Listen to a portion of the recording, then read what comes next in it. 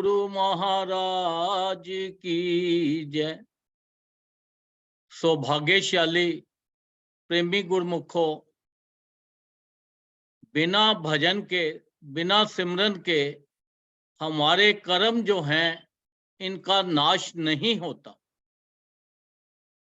बिना प्रभु का भजन करने से, नाम ना सिमरने से हमारे कर्मों का छुटकारा नहीं हो सकता, क्योंकि संत महापुरुष जो हैं, हम उनकी चरण शरण में जाएंगे तो उनकी जब कृपा होगी तो वही हमारे कर्मों का छुटकारा करा सकते हैं और हमारा इस जीव का कल्याण कर सकते हैं। अब ये जो आप ये सोचो कि अगर कोई मैला कपड़ा हो तो उसको कैसे साफ किया जाएगा।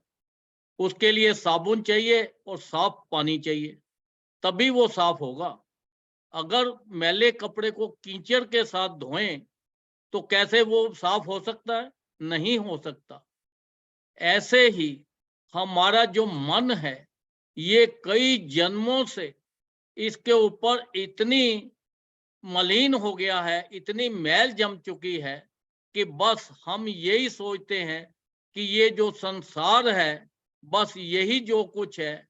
ये संसार के अंदर हमें जितने भी सुख मिल रहे हैं, जितनी भी सुविधा मिल रही है, जितनी भी ऐशो आराम मिल रही है, ये हमारे अच्छे कर्मों का फल है। ये जो हमारे अच्छे जो कर्म हैं किए हुए हैं, ये हमारे डे बाय डे बड़ी स्पीड के साथ खत्म होते जा रहे हैं। हमारी जो पूंजी है वो खत्म होती जा रही है। तो जब ये खत्म हो जाएगी तो फिर हम क्या करेंगे? फिर हमारा जब टाइम आएगा तो हम हाथ मलते परेशान होते ही रह जाएंगे। हम तो यही सोचता है, मन तो यही सोचता है कि इसी के अंदर ये जो सुख सुविधा मिल रही है, इसी के साथ ही हम भगवान को भी पालेंगे और जीवन का आनंद भी ले लेंगे। ऐसा तो कभी आज तक ना हुआ है, ना कभी होगा। हमेशा जो सुख, जो संसार के कल्याण जो है हमारा, वो भजन करने से ही होगा।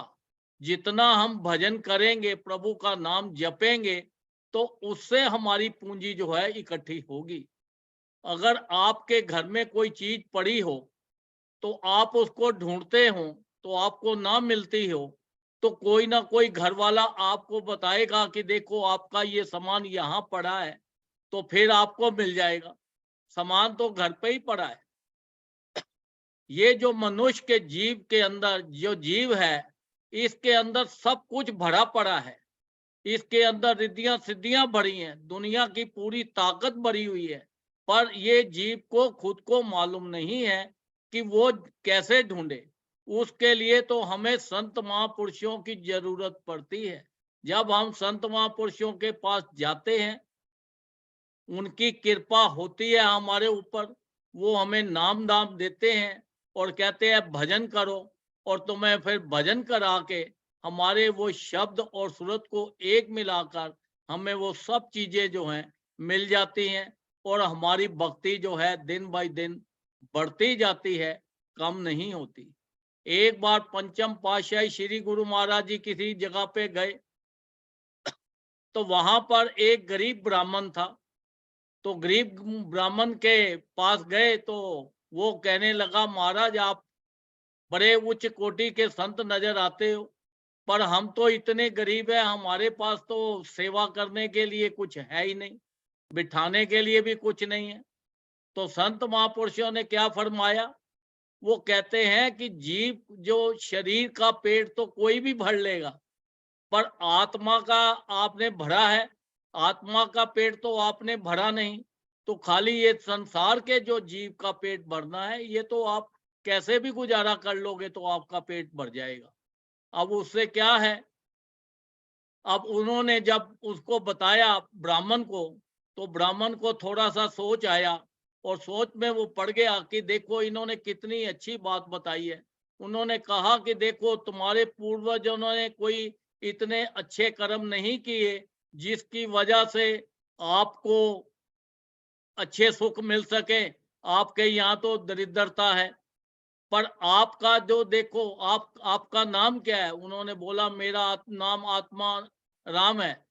उन्होंने बोला आप आत्मा राम हो तो फिर आप काम क्या है? वो कहता है जी मैं ब्राह्मण हूँ, एक पोथी को बस खोल थोड़ा सा जानता हूँ और तो कुछ जानता नहीं, इसी से अपना जीवन का गुजारा चल जाता है। उन्होंने बोला कि देखो कि जो आप ब्रह्मा ने आपको बनाया है, आपको भगवान ने बनाया है, आपका काम दिया है, ब्राह्मण बनाया है, आप भजन करो। आपका जो कर्म है वो कर्म क्या है? भजन करो, सत्संग करो, तो देखो आपका किसी चीज की आपके कमी नहीं रहेगी। अब जब उन्होंने पंचम पातशाही जी ने उनको बताया और उसने ब्राह्मण ने उसके ऊपर अमल किया, तो उसकी जो इनकम थी उसके पास खूब धन आने लग गया, बड़ा अच्छी तरह से गुजारा चलने लग गया। और देखो ये तो जब तक कोई तुम्हें बताएगा नहीं कि ये रास्ता किधर को जाता है, तब तक आप कैसे जाओगे? अगर आपने दिल्ली से अमृतसर जाना हो तो रास्ता तो कोई बताएगा ना, कौन सी डायरेक्शन से कैसे जाओगे, तभी आप वहां सही ठिकाने पे पहुंचोगे। अदरवाइज क्या होगा? आप रास्ता भटक जाओगे, पहुंचना कहीं और है, पहुंच कहीं और जाओगे। तो इसलिए ये जो संसार है, ये माया नगरी है, इसका काम है भटकाना। ये किसी को भी सही रास्ते पे नहीं मन को आने देता। ये जो नगरी है ये तो बस अपने चकाचौंध में ऐसे फंसा के रखती है कि आदमी भजन करना चाहे फिर भी उसका भजन के तरफ थोड़ी देर ध्यान लगेगा, फिर उसका ध्यान इधर इधर भटक जाएगा। तो इससे बचने के लिए जो हमारे श्री गुरु महाराज जी ने हमें नामदान दिया है, जो हमारे लिए 5 नियम बनाए हैं, हमारे ऊपर इतनी कृपा करके इस नियमों का पालन करें। जहाँ पे ये 5 नियमों का पालन होता है, वहां पर श्री गुरु महाराज खुद रहते हैं, भगवान खुद रहते हैं। क्योंकि श्री गुरु महाराज हमारे क्या है? जो संत महापुरुष होते हैं, ये परमात्मा का ही रूप लेके, संत महापुरुषों का रूप लेके संसार में भगवान आता है। क्योंकि भगवान तो घट घट वासी है, सर्वव्यापी है, वो निराकार रूप है, वो साकार रूप भी है। साकार रूप में तो संत महापुरुषों के रूप में आते हैं, तो वो तो हर वक्त हमारे साथ है। तो देखो जब हमारे ऊपर इतनी उन्होंने कृपा की, तो देखो अगर हम उनकी चरण शरण में जाएंगे तो हमारे जो जितने खराब कर्म हैं वो तो कट जाएंगे, और साथ में हमारे अच्छे कर्म और बनते चले जाएंगे। जब अच्छे बनते चले जाएंगे तो जो आगे हमारी पीढ़ियां आएंगी वो भी सुख पाएंगी। क्योंकि हमारे अच्छे कर्मों का फल जो है उनके बच्चों के आगे पहुंचता है, बच्चों के बच्चों के आगे पहुंचता है। तो ये तो संत महापुरुषों की देखो इतनी अपार कृपा है। जो भी उनके चरण शरण में जाता है उनका वो कल्याण करते हैं, उनकी कई पीढ़ियों तक उनको पार लगा देते हैं। क्योंकि ये जो संसार है इसमें तो आना जाना तो सभी का लगा रहता है, सभी के परिवार आगे बढ़ने हैं, आगे परिवार से फिर परिवार बढ़ने हैं, बिजनेस बढ़ने हैं। ये तो संसारिक जीव का एक लेखा जोखा है, ये हमारे कर्मों का फल है। जितना हमें सुख मिलता है ये हमारे अच्छे कर्मों से मिलता है। अगर हमारे ऊपर मुसीबत आ जाती है, प्रॉब्लम आ जाती है, टेंशन आ जाती है, बीमारी आ जाती है, ये भी हमारे कर्मों का फल है। पर जब हम संत महापुरुषों की शरण में जाते हैं, उनकी शरण में जाने से हमारे ये सारे पाप, हमारे जितने भी ये टेंशनें होती हैं, ये सब दूर हो जाती हैं। ये थोड़े से में ही कट जाती हैं। या तो वो स्वप्न में कट जाएगी, अगर आती है तो थोड़े टाइम के लिए, थोड़े के लिए ही कट जाती है। क्योंकि उनकी अपार कृपा है। कर्मों का फल तो हमें भुगतना पड़ेगा ही। अगर हमने 10 साल बीमार रहना है तो हम 6 महीने में ही ठीक हो जाएंगे। तो देखो ये तो हमारे ऊपर इतनी संत महापुरुषों की अपार कृपा है। तो देखो हमारे कर्मों का भी नाश करते हैं, अच्छे कर्म बनाते हैं, संसार का भी सारा सुख देते हैं और परलोक का भी सारा सुख देते हैं। बिना उनकी चरण में गए तो देखो इतनी दुनिया है, सारी दुनिया तो देखो भगवान का भजन नहीं करती, सब तो उनकी तरफ नहीं लग पाते। ये तो कोई बड़े विरले लोग होते हैं। आप कितने खुश नसीब हैं जो आप सत्संग सुनते हो, भजन करते हो, उनके गुरु महाराज जी के साथ लगे हुए हो, उनकी आपके ऊपर कृपा बनी हुई है, दया दृष्टि पड़ी हुई है, तो आपको तो कोई दुख आने का काम ही नहीं।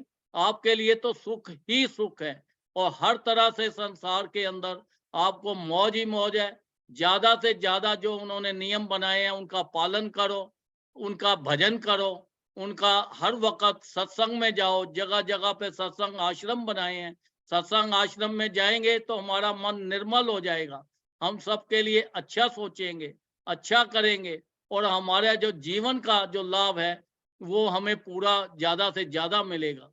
क्योंकि जितना हम भजन करेंगे उतना हमें सुख मिलेगा। तो हमारे देखो संसार के अंदर जितने भी चीजें हैं, हर चीज का संबंध तो हमारे शरीर के साथ है। तो फिर हमारे शरीर का क्या है, एंड मिट्टी, इसने तो एक ना एक दिन खत्म हो ही जाना है।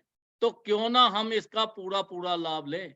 ये हमारे थोड़े टाइम के लिए मिली है, इससे हम ज्यादा से ज्यादा भजन करके अपने जीवन का पूरा पूरा लाभ उठाएं। और संत महापुरुषों को भी खुशी होगी क्योंकि उनकी चरण शरण में गए हैं और हम उनकी कृपा हमारे ऊपर हमेशा बनी रहेगी। हमारे परिवार में खुशियां आती जाएंगी, संसार के सारे खुशियां हमारी झोली में अपने आप ही आ जाती हैं।